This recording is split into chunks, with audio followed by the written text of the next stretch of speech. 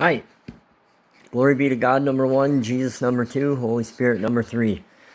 I just wanted to say a testimony about one of the stories that I have about God and Him talking to me and just my way of getting to where I am right now, of knowing His love. So I was watching this Dateline thing, and it was about a chick in Florida, a mother who was working at a bodega or a gas station, and she was the mother of a 3-year-old girl, and she was raped and killed. And this just infuriated me. And I lost it, because I mean, for this little girl to be without a mother, and then, the woman to go through that pain herself.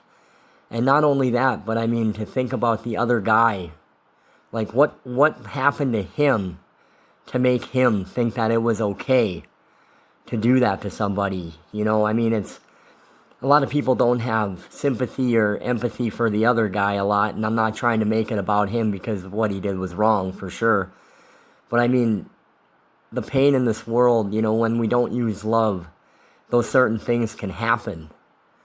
Because I mean, he was clearly not right, or he was clearly hurting, or he's clearly so misconstrued on to think that it's okay to hurt someone else.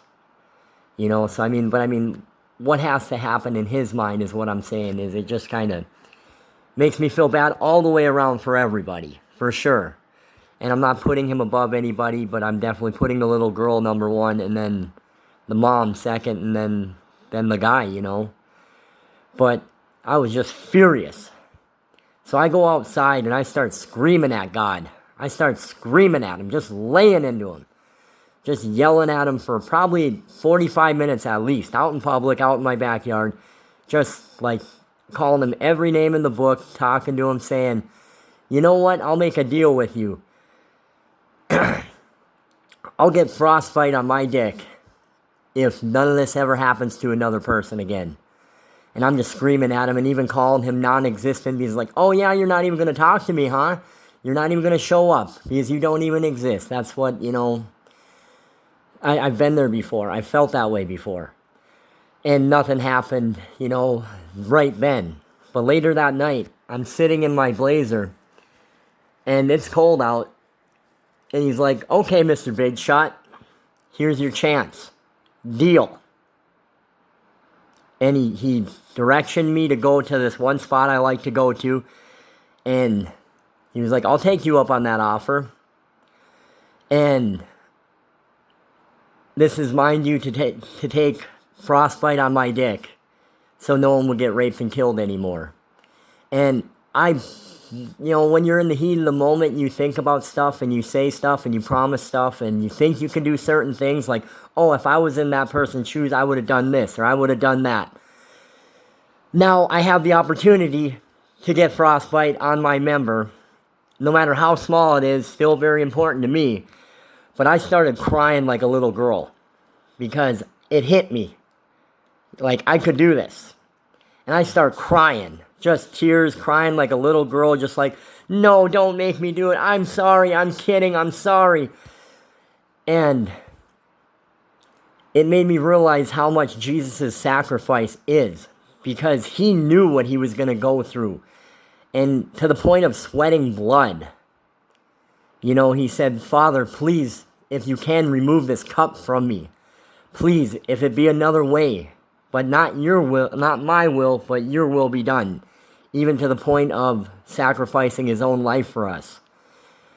So, I mean, when we talk about sacrificing for other people or showing other people love, there is no greater sacrifice than that. Full well knowing that you're going to get beat and flogged and tortured and ridiculed and mocked. And even after all the signs and wonders he did, people still didn't believe him. Just because... that's how we are. Or it's God's perfect plan. It might not seem like it, but it really is, And I've fought with him. I haven't believed in him. Even all the crazy, like him talking to me. Like even after that, I'd still have days of doubt. And he's done it many, many times. He's brought me back. And it's all through him, it says you can't come to the Father unless it's through the Son, and you can't come to the Son unless the Father chooses you to. Which is it's so tough to even talk, because so many people have their ideas and all this stuff, and it's the more that you read in the Bible, and the more that you pray, and the more that you go through your struggles, and your patient endurance, and building of character, and building of empathy, and building of love, you realize how perfect His plan is. Even though it might not seem like it, why people go through beatings and tortures, and not really even in this day and age, but like going to jail for certain things, or getting cheated on, or people getting murdered and stuff like that, or wars breaking out, and why are people starving, why are people hungry, why are people hurt? And it's still just God guiding us, because He won't put us through more than we can handle. Even though I've wished plenty of times, I've tried to be faithful enough to put a gun in my hand. Like, put my hand out, outstretched it, and tried to fucking wish a gun in my hand. Sorry for the swearing, but that's part of me. God forgives. I know I do this with love.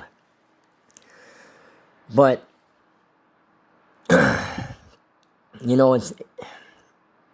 it'll come to us eventually. God will come to us eventually, because you say, well, I haven't seen Him yet, or when's He going to come to me, or I don't feel that faithful, or I don't feel like He's close to me. When He's growing you into the person that He knows that you want to be, and the person that He made you to be, which is great. You're a great person. We just have to know in our hearts what we do, and even if we don't do our best, it's not about doing your best because you drive yourself crazy, because you can always do better. Like me, I'm a perfectionist, so I'm like, oh my God, that's wrong, that's wrong, that's wrong, that's wrong, that's wrong, that's wrong, that's wrong, that's wrong. But it's not about that. It's about being who you are, relaxing, sitting there, and if, I fart too, everybody farts, it's part of God's got a comedic sense, Don't tell me that God doesn't have a sense of humor. We all mess up.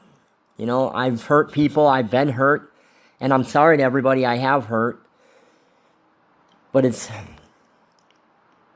just thankful to Him that we're able to do what we do. And a lot of people going through the Bible, you read contradictions, or you think they are. I've read almost the entire Bible. I think I'm 200 pages short in the Old Testament, but it's tough to read. But it's all part of the plan. But I've read the New Testament like over 5 times, and even after going back and rereading some of the Old Testament, He just reveals certain things to you. It's crazy to where I can't deny Him anymore. And I understand why other people do, because, like I said, I've been out there screaming at Him, crying to Him, begging Him, don't do this to me, don't make me go through this, even to the point of wanting to kill myself, But it gets better, Going through this stuff, I have a lot of things now that I wouldn't have had if this stuff didn't happen. And He's given me great hope and faith and great love. And I wouldn't trade that for anything. And it's only growing. And I only pray for that for everybody. But I know in my heart that He's going to get to you. Because it is God's will. It's biblical. It's God's will that everyone be saved. Therefore, His will be done. Glory be to God, number 1. Jesus, number 2. Holy Spirit, number 3. Love you guys. I'm out.